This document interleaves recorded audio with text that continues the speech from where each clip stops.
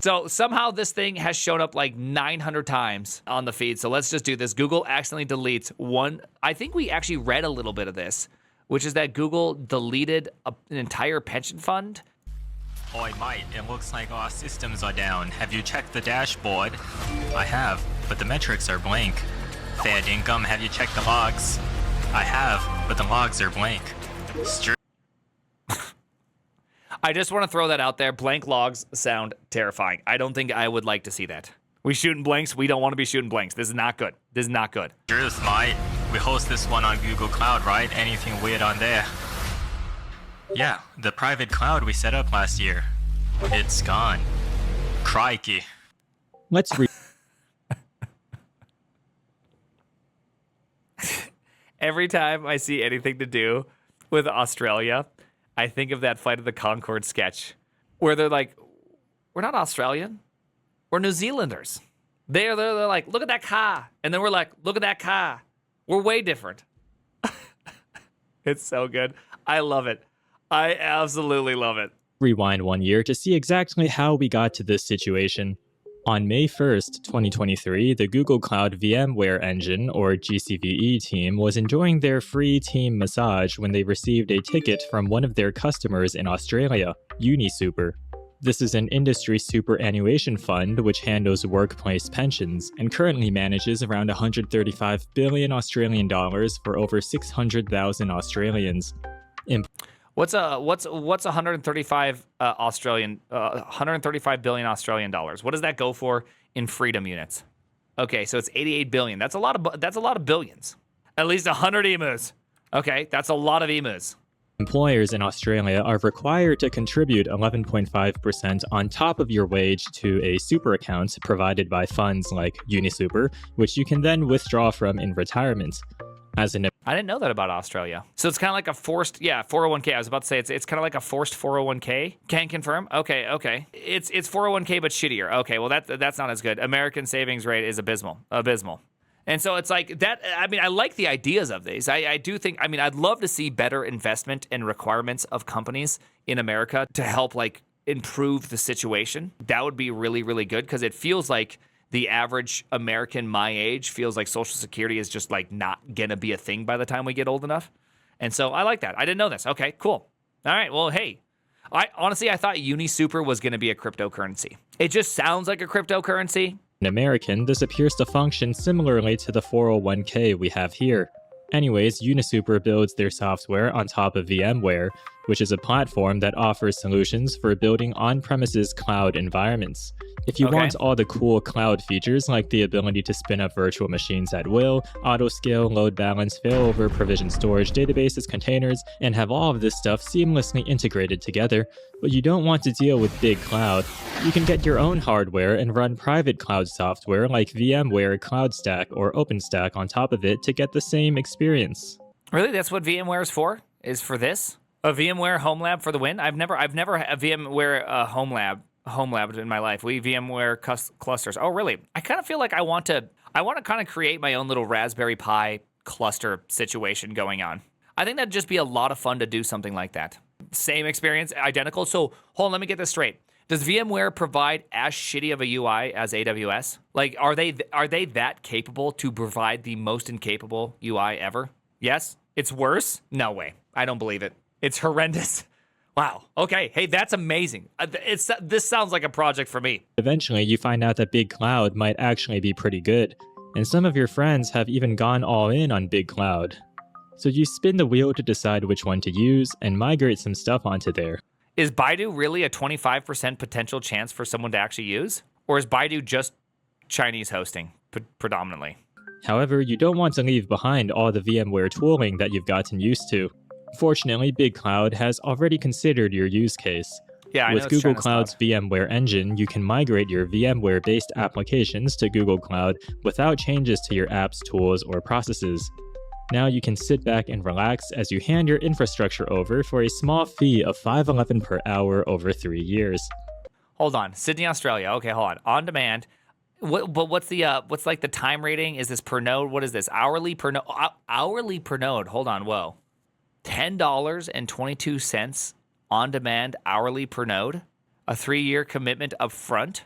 Hold on, are you guys attempting to downplay 134K? It's 134K, but it's over 3 years. Dude, for one machine, like, that's a big-ass machine. Don't roast us. I'm not planning on roasting you guys. Just please don't say something stupid. It's not good. That's crazy. I mean, how big is this machine? Like, what are you renting? That's $134,000 over 3 years. Like, you realize you could buy, how much is a brand new Threadripper with a kajillion watts of memory is what? $10,000 per machine? And those things last for 6 years? 8 years? I don't know.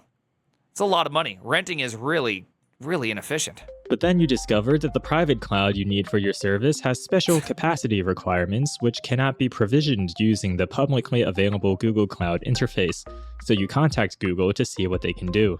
This is what UnisSuper did, and Google's VMware Engine team had just received their request. The engineers reviewed the ticket and decided that they could move forward by deploying. Oh no, are we effing? Oh, we're effing. All right, internet is back on. We're back. So let's keep on going. I don't remember what we were talking about. Sorry, Flip. Flip, zoom in. Flip, give me that. Bruh. Deploying this special cloud using an internal tool that can deploy VMware Engine clouds for customers. They filled in the parameters for account, region, hardware specs, and hopefully ran it by a second engineer prior to executing it. That was so much RAM for very few cores. Is this JavaScript on the server? Is that what's happening here? You get 5 cores, but you need a terabyte of RAM? Is that what it is? As part of their internal control protocols. Everything looked good, and they ran the command. UnisSuper then saw that everything was provisioned correctly, and everyone was happy. For now. Let's go. Fast forward 1 year later, on May 1st, 2024, the UnisSuper devs noticed that one of their key services stopped responding, and that the entire service and the cloud in which it was hosted seemed to no longer exist. I can't believe we read about this. If I'm not mistaken, UnisSuper actually hosted their data on another platform as a backup, and Google was just like, whoops, my bad.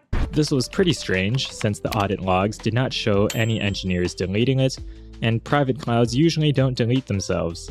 In any case, whether or not it was their fault, they had to get to the bottom of this as soon as possible. The site was going to be completely inoperational until this was fixed, not to mention the entire stack of both compute capacity and databases were deleted, and losing financial data for over $100 billion worth of holdings could end up being pretty bad. So the engineers immediately... How would you even figure out? Like, if you actually did lose, like, I believe they did not actually lose the data, they had backups and all that, but if you somehow had everything hosted on Google Private Cloud, and they literally RMRF'd themselves, and you lost it, what would you even do? Become a farmer? Jump in a grave? Now you have $100 billion, and nobody knows where it went. Crazy. Give up? Yeah, dude, that feels wild. Immediately reached out to Google asking what was going on, and the Googlers checked their internal API logs. Filtering for UnisSuper's cloud, they saw that it was deleted automatically due to its 1-year fixed term expiring.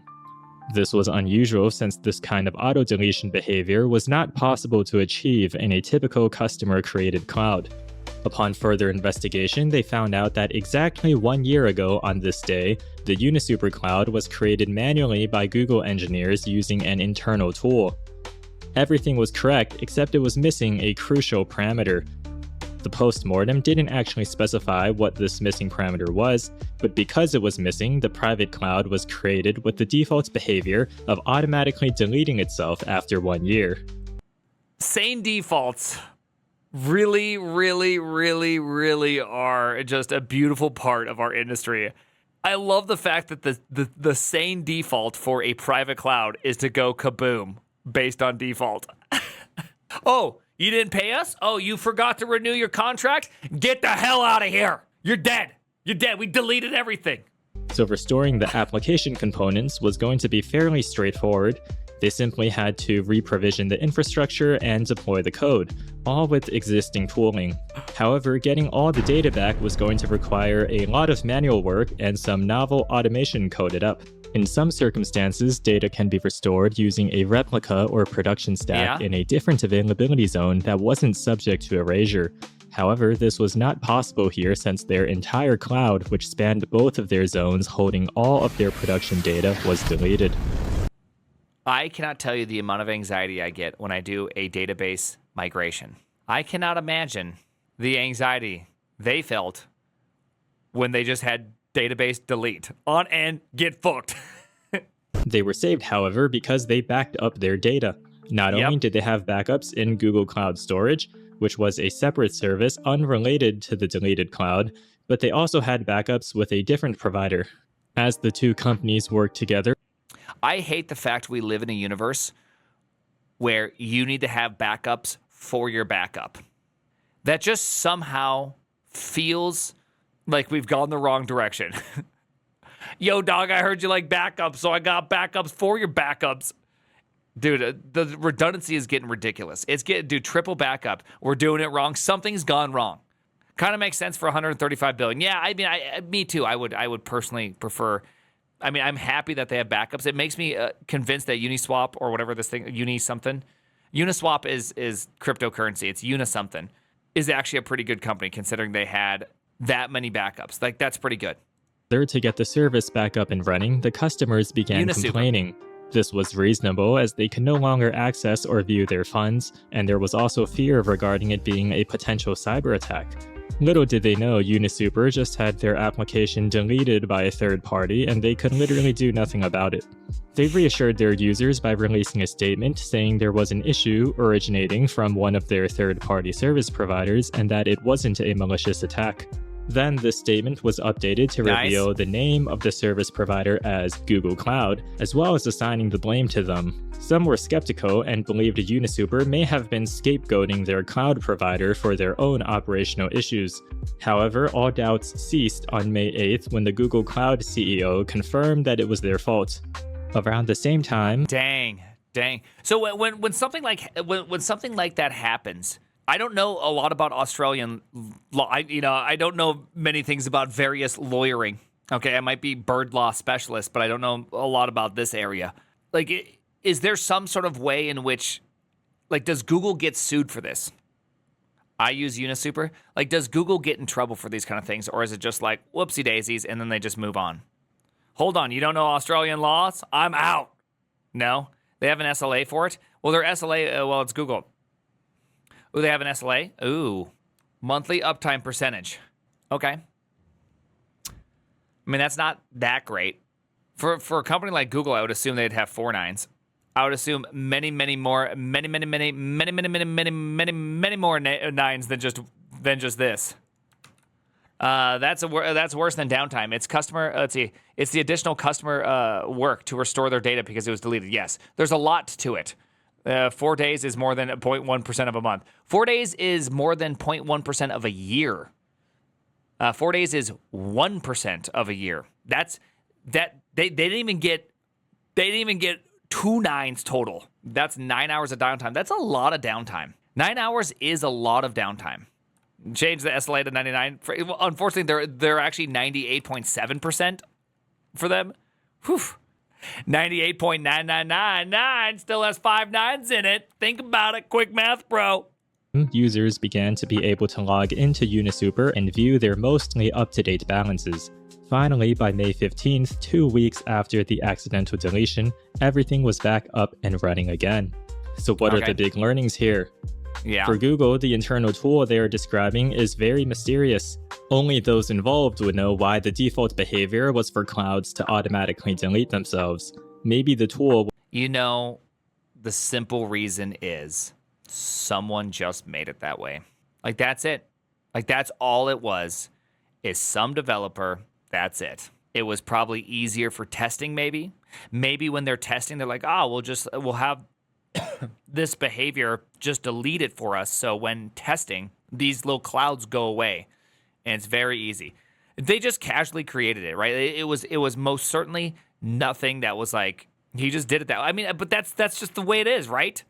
You know for a fact it's just some person in some cube farm, probably because of testing, was just like, you know what? We'll just have our tests automatically clean themselves up, huh? I'll set 1 day expiration time. And since this is how I mostly use it, this feels like a sane default to me. Boom. Right? Like that's that's how it goes. It's something as simple as that. TDD called it. TDD again. TDD strikes again, people. My money is on a shitty internal wrapper. Yeah. See, I think most people, especially in programming, most terrible stuff is just somebody's like, whoops. Oopsie daisies. Was originally for internal testing purposes only, and the automated deletion was to allow the inevitable pile-up of test clouds to be cleaned up.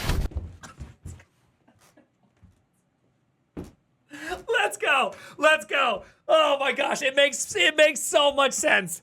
Dude, it's the only thing that makes sense. It's the only, you knew it. You knew that made sense. Which is just that 100% pre-watch. This is totally not true. Man, auto deletion of test data is it's just such a problem. Actual precog. Oh, baby. Are we talking about Philip K. Dick precog, or are we talking about Minority Report precog? Paid promotion. Test data deletion is very common, yes. Okay, Minority Report precog. Okay, so I'm pretty cool then. Okay. Because the Philip K. Dick precogs were very well regarded. Your mom likes Philip K. Dick. Why did I read that? It's in a YouTube video now. Flip, take it out, Flip. Wait, hold on. I feel like that even sounds worse. Somehow that actually just made it worse. Somehow me saying, oh my gosh. Then, upon being polished up for production use, this sketchy behavior was overlooked. Yep. It's also unusual that no one else was affected first, given Google VMware Engine was released in May 2020, so it had been operating for 3 years by the time the bad command was run. My simple guess is that the person who created the tool knew of its downfall, and for the first little bit, they were on the hook, and then at some point, they left. Somebody new came in, just had no idea that expiry parameter, expiry behavior was not auto-nuking, was not clean up the test behavior, just destroyed it, right? You know it's that. You know it's just a new person. This is Google, where the average tenure is 2 years. Yeah, Google died. Yeah, oh, even better. I never even thought about that. But go back to that thing. So it had been 2020 is where Google started doing a lot of layoffs, like 2021, right? Or 2022, I think, is where the layoffs really started. Operating for 3 years by the time the bad command was run. So somewhere right in that 2022, 2023 came in. New person comes in, no idea. People think layoffs are for free. Well, nobody probably thinks that, but there's always downstream costs, especially at a place like Google where it's just so, I know they pride themselves on how many Google Docs they can write per project, but there's always just so much tribal knowledge. Doesn't matter how much you try to remove the human element from development, as Google does, you still get destroyed. Yeah. Layoffs is saved up on wages. Yeah. No one reads them. And then when they do read them, they can't possibly fathom a situation in which deleting a private cloud is sane default behavior, right? Dog, I work at Google. You have no idea how correct that is. It's because I worked at Netflix, okay? I'm not a dummy when it comes to these things. I spent 10 years there. I know how FANG companies work. This isn't some big shocking thing. Netflix mentioned, let's go. How many times are we going to mention it? How many times can I mention Netflix, by the way? Hey, come on. It's a prideful thing. I got to work at Netflix during the cool years, okay? And I also had an open offer to work at Google for the last couple years. I've said no thus far. They offered me 10% less salary than I was making at Netflix. And I always found that so offensive. And then not only was it offensive, but to have the recruiter say, well, that's because this is a starting point. And I said, I understand that it's a starting point, but it's a starting point 10% less than where I'm currently at. Okay, so we're going to have to take this starting point and we're going to have to move it forward with those hand gestures. Yes, I imagined it was, what's her name from, what's it called, Schitt's Creek? That's how I imagined the recruiter. because that's how I was talked to. It's actually it's just a starting point. It's a starting point. What's her name? Not Moria. Not Moria. What's Alexis? Yeah, it's Alexis. Yeah, I imagined her as Alexis because of how she was talking to me. Because she was just like, it's actually good. This is a good thing.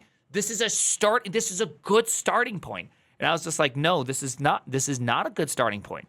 This is opposite of good starting point. I'm going backwards. Do you see it? I'm going negative. Anyways, yeah, that process sucked. Yeah, that process does suck. I assume it does get better because they do stock grants constantly, and I assume that as long as you keep on getting good stock grants, you keep getting more and more and more. Perhaps UnisSuper simply had a super unique use case. Yeah. But it's possible there were other ticking time bomb clouds that simply hadn't gone off yet. That's such a good observation. He's probably... Kevin, you are 100% correct. Uniswap jumped on the grenade such that all these other ones did not explode. For a fact there was just so many waiting to be explodiated. There's bombs in the clouds. Google says they scrubbed and reviewed the database, but they were ambiguous as to whether or not they discovered any other cases. For UnisSuper, they're probably backing up the backups of their backups now. It is a harsh reality that your stuff can be deleted at any moment due to someone else's operational error, but that's why we have backups. A common strategy is to follow the 3-2-1 rule of 3 copies on 2 types of media with 1 off-site. There isn't much else they could have done here. They can switch cloud. Generally good rule of thumb. I do think it sucks that we live in a day and age where not only do you have to have backups and backups in different regions, you need to also have backups in different companies. It's like, that kind of sucks. It's just, I'm impressed they actually followed it. Yeah. No, I mean, if anything, UnisSuper seems like a pretty champion company right now. I'm genuinely impressed at UnisSuper because this I would expect this behavior at very few companies, even if because just because you're managing a $135 billion pension fund does not mean you are a $1 billion company. Specifically, since it's an investment by the government, guaranteed there's a certain percentage they're allowed to take, which is probably small. So they probably have a pretty small development staff. That's just my assumption. And since it's involved with government, my assumption is that it looks something like this: is that the people doing the work. There's like Bill, there's like Charlene, there's Teddy, and there's Chloe. And they're all doing the work. And they each have 2 managers because it's government. And so they all have this management staff, which then, of course, each one of these managers that they have actually hire out consultants that live on the side. And then those all report to various directors, which of course those directors actually like to do cross-reporting for team functionality and synergy. You know what I'm talking about? It's very, very common reporting patterns. And it kind of starts to look like a neural network. This is why people say corporate businesses might actually be the first version of AI, that AI has been actually attempting to go back in time by influencing the corporate structure and slowly creating the multi-layer perceptrons we needed to actually, who says that? Oh, a lot of people. This is very, very well understood that AI has been going backwards in time and adjusting our corporate structure. And so somehow there ends up being this weird inverted triangle of success. Action Jack Barker potentially mentioned the inverted triangle of success, where all the work happens at these people, but somehow there's 7 layers of management to get a little bit done. So I'm sure this is what's happening. And so I'm very impressed by these 4 engineers shouldering the weight of the entire company. Illuminati mentioned. Conjoined triangles of success. Yeah, it was Zelda all along. And we had no idea. The Dorito of success. In Germany, we call that ABM. Oh, okay. In America, we call that Illuminati. Providers or go back to on-prem, but those are complex decisions that have their own downsides and not necessarily a major learning. It is also unknown how significant the deleted cloud was. UnisSuper had most likely completed their cloud migration to GCP at this point, but it is unknown whether the deleted VPC contained their entire company or just a key service. In the end, this is a good lesson for anyone to learn regarding backups. It's like insurance, seemingly useless most of the time and a hassle, but when the 1 in a million chance disaster strikes, you better have it ready. By the way, I hate insurance. Insurance feels like such a scam these days, but I digress and I'm not going to get into it. I'm not getting into insurance as a scam.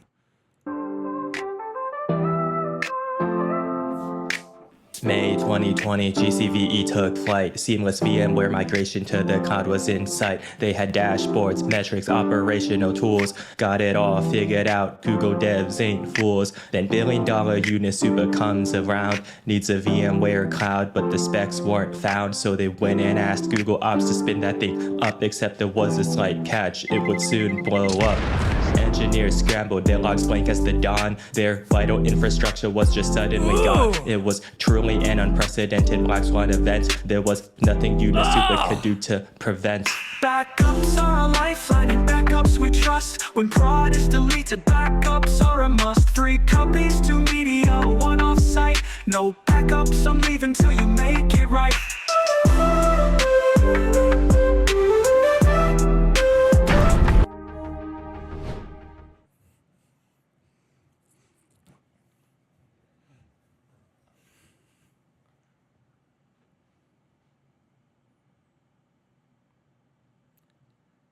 I